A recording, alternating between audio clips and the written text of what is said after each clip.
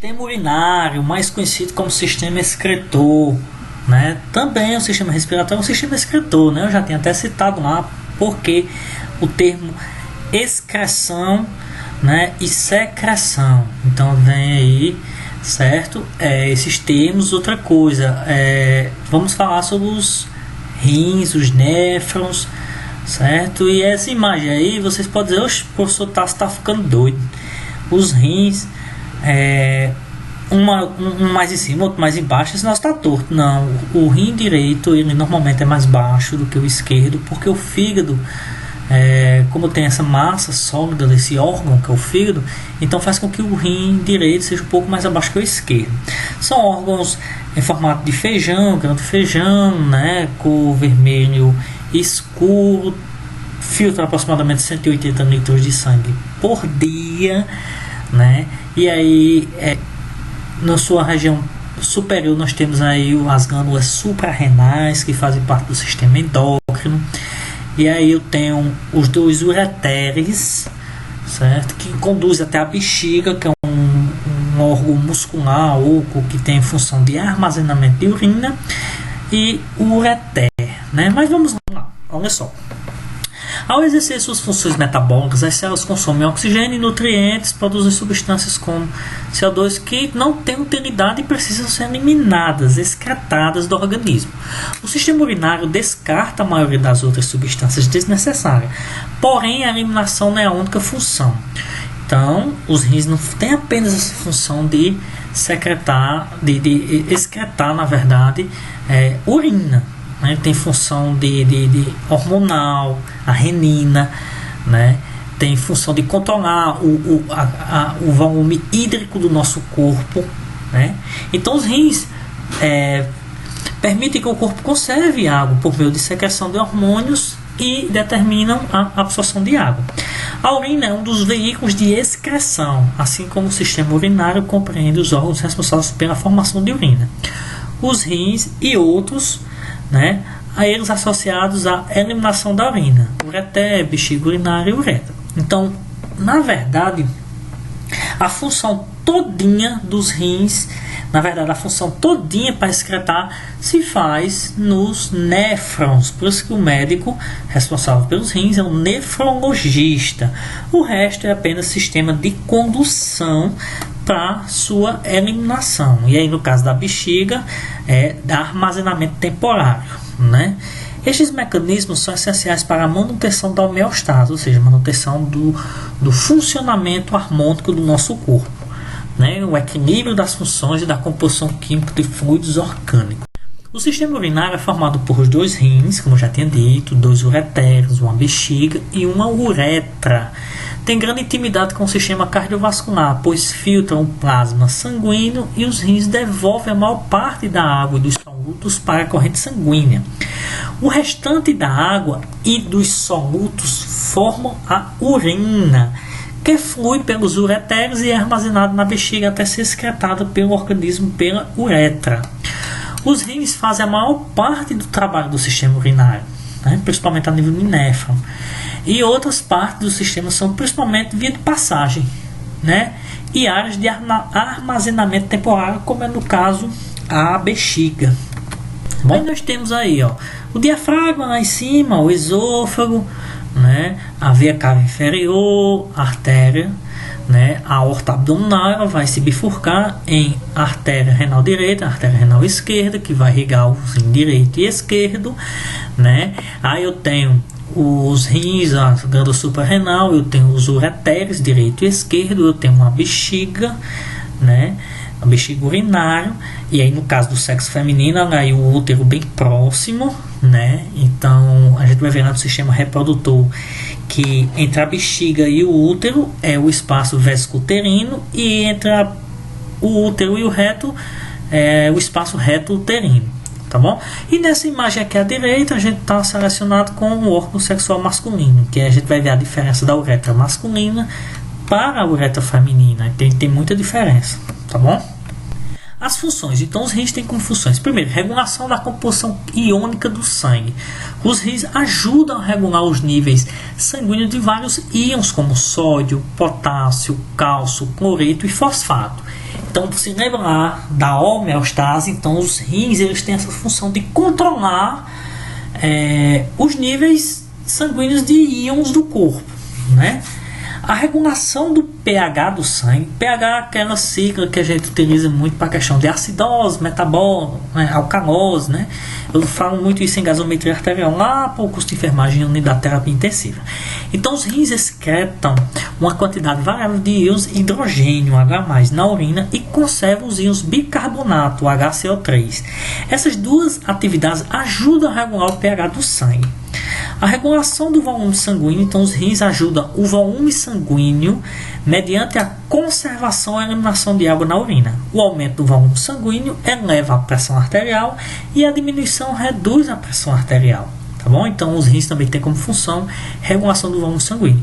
Função de regulação enzimática da pressão arterial. Os rins ajudam a regular a pressão arterial por secreção de renina, que indiretamente eleva a pH. Tem como função também manutenção da osmolaridade sanguínea. Então, por causa da regulação da perca de água e de solutos, os rins também controlam a osmolaridade sanguínea relativamente constante. Produção de hormônios. Então, os rins produzem dois hormônios. O calcitriol, em forma de vitamina D, que ativa a vitamina D e ajuda a regular a homeostase do cálcio. E a eritropoetina, estimula a produção de hemácia. Regulação do nível sanguíneo de glicose. Então, como o fígado, os rins usam ácido glutamina na glicogênese. A síntese de novas moléculas de glicose pode então liberar a glicose no sangue e ajudar a manter normal o seu nível sanguíneo.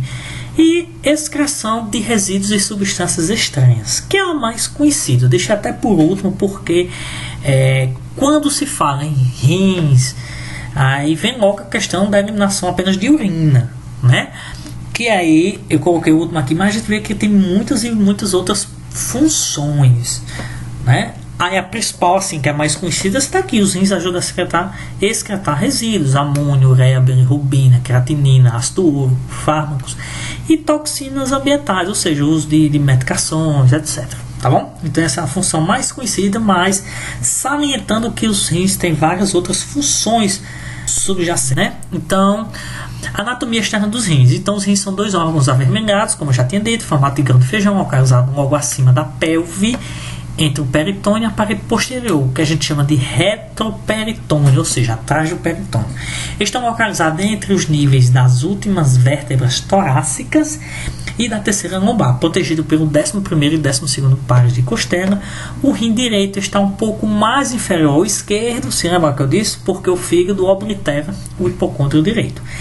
Tem de 10 a 12 centímetros de comprimento, de 5 a 7 centímetros de largura, certo? 3 centímetros de espessura e tem uma massa de 125 a 70 gramas. Tá bom? Então é um órgão relativamente pequeno, né? Para tamanho, função, para tamanho, metabolismo, né? Então filtrar 180 litros de sangue, então é uma demanda muito alta de sangue que ele recebe diariamente. Abordagem medial côncava, né? Um entrave chamado de hilo renal, através do qual emergem os uretérios e transitam vasos sanguíneos, vasos linfáticos e nervos. Então, nessa parte mediana, vou mostrar a vocês, tem o que a gente chama de hilo renal. 3 camadas de tecido envolvem a cada rim, que de dentro para fora são a cápsula fibrosa, cápsula adiposa e a fáscia renal. Aqui, né, a cápsula fibrosa aí, ó, a cápsula que envolve os rins, o polo superior, o polo inferior e aí o hilo renal. Ó. Localiza aí o hilo renal.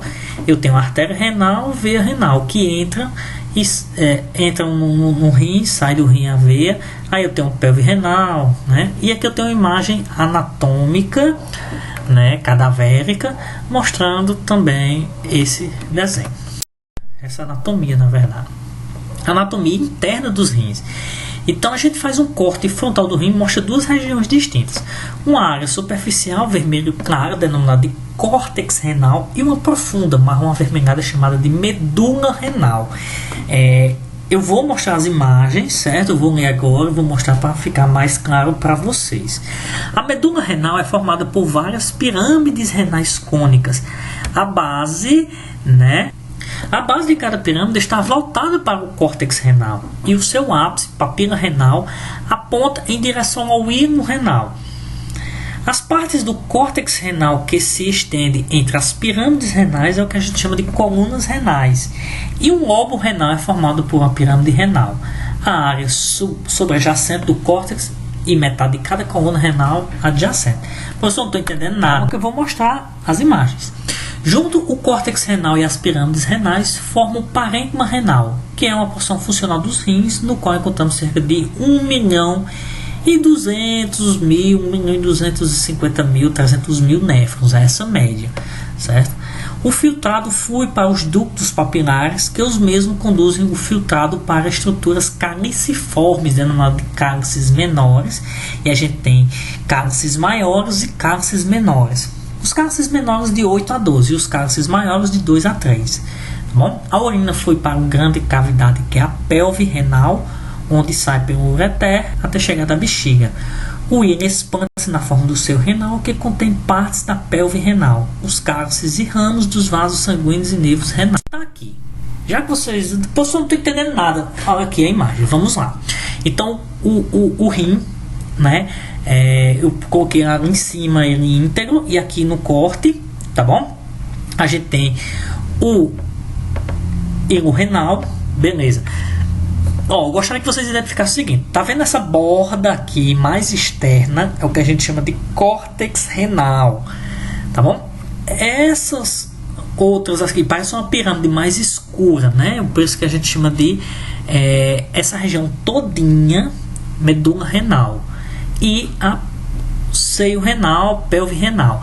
Ó, uma coisa que eu quero que vocês entendam: o córtex renal é a região, a medula renal é a região e a pelve renal é a região, certo? Então tem a região mais externa, uma mais mediana e uma mais centralizada. Então é córtex, medula renal e pelve renal. Aí vamos lá. No córtex renal é onde eu conto os néfrons, certo? E nas pirâmides renais, né? E aí a gente vê que a pirâmide tem a base, tem o ápice, e aí a gente vê que o ápice ele vai lá para os cálices maiores, né? E cálices menores. Na verdade, vai conjugando para os cálices menores e os cálices menores conjugam para os cálices maiores, tá bom? Aí eu tenho o lobo renal, certo? Ó, esse como se fosse uma pirâmide maior que engloba toda essa região que a gente chama como lobo renal. Aí tem bem direitinho cápsula renal, gordura do seio renal, né? Aí eu tenho a artéria renal e veia renal. O néfron aí a gente vai falar sobre ele daqui a pouco. Aqui, amigos, é sobre a condução sanguínea. Então o sangue ele sai do coração pela aorta, né? Aí torácica, aorta abdominal. Quando chega na região da aorta abdominal, então vai se bifurcar e formar a artéria renal. O sangue entra pela artéria renal, certo? Depois vem para artérias segmentares, e aí o nome segmentar vem de segmento, dividido em segmento superior e segmento inferior. Depois artérias interlobares, que estão entre os lobos, né? Depois artérias arqueadas, porque elas se arqueiam. Aí vem artérias interlobulares, que estão entre os lobos, artérias aferentes, aí a gente já vê um nível microscópico, né? Capilares glomerulares, arteríolas eferentes, e aí vem capilares tubulares, e o sangue se torna venoso por veias interlobulares, veias arqueadas, veias interlobares, e aí o sangue sai pela veia renal. Uma coisa que eu queria também trazer para vocês do néfron. Ó, o néfron tá aí. Então o glomérulo, olha só uma coisa: a arteríola eferente e a arteríola aferente. Então o sangue ele chega pela arteríola aferente. Vocês percebem que a arteríola aferente ela é mais calibrosa do que a arteríola eferente. E aqui eu tenho uma estrutura enovelada, que a gente chama de glomérulo cápsula de Bowman, certo? Cápsula de Bowman. E aí, como a entrada é mais calibrosa e a saída é mais fina, então eu tenho um aumento de pressão dentro dessa cápsula, fazendo com que estruturas do sangue, do plasma, elas saiam para essa estrutura amarelada aí, que é a cápsula de Bowman, e os capilares tubulares aí, e o tubo contorcido proximal, alça de Henle, tubo contorcido distal e o tubo coletor. Professor, ainda não entendi. Calma, que eu vou mostrar as imagens novamente. Os néfrons são as unidades funcionais dos rins. Cada néfron se divide em duas partes: um corpúsculo renal, onde é filtrado o plasma sanguíneo, e um túbulo renal, que recebe o líquido filtrado. Os dois componentes do corpúsculo renal são os glomérons, rede capilar, e a cápsula glomerular, ou cápsula de Bowman. Já o tubo renal é formado por um tubo contorcido proximal, TCP, e alça de N, e o tubo contorcido distal, TCD. O tubo contorcido distal de vários néfrons segue para um único ducto coletor, que se unem e convergem para formar os ductos papilares. Funções do néfron. Para produzir urina, os néfrons e os ductos coletores realizam 3 processos básicos: filtração glomerular. Na primeira etapa, a água e as maiores o soluto do plasma sanguíneo atravessam as paredes capilares glomerulares, onde são filtrados, entram na cápsula glomerular e depois no tubo renal. A reabsorção tubular: à medida que o líquido filtrado atravessa os túbulos renais e os ductos coletores, as células tubulares reabsorvem cerca de 99% de água filtrada e outros solutos úteis.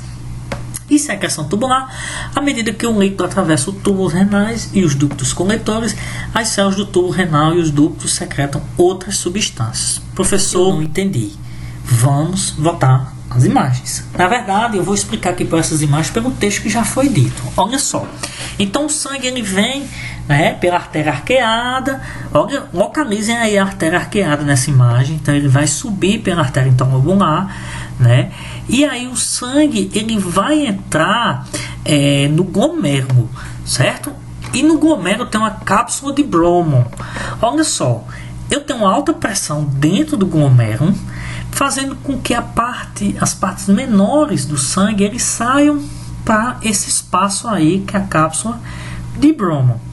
Então esse exudato, esse líquido, ele vai cair no tubo contorcido proximal, né, alça de N, tubo contorcido distal. Durante esse trajeto, o corpo vai reabsorver substâncias químicas importantes para o nosso corpo, né? E aí o que vai para o tubo coletor ou ducto coletor é apenas urina e substâncias químicas que precisam ser retiradas da corrente sanguínea, né? Formando aí o cálice menor, né, a papila renal e o cálice menor.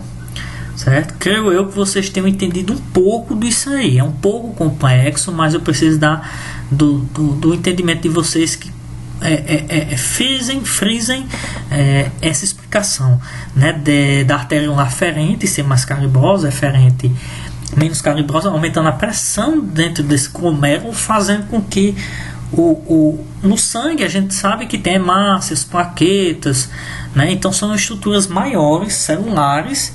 Então essas estruturas não passam para o cápsula de Bowman. Agora os íons sódio, cálcio, potássio, magnésio, entre outros, ureia, creatinina, vão todos para a cápsula de Bowman. E aí vai ser reabsorvido grande parte das estruturas, ou na verdade das substâncias químicas importantes para o nosso organismo.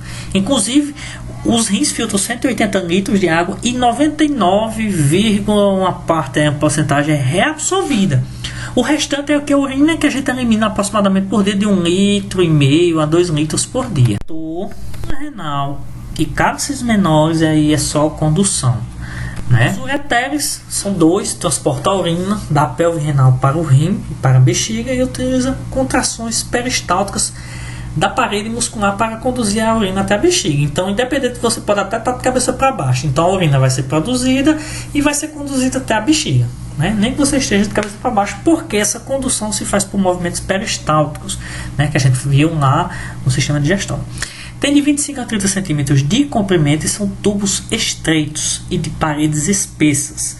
A exemplo dos rins, são retroperitoneais. Na base da bexiga, faz uma curva mediana e segue obliquamente através da parede da face posterior da bexiga.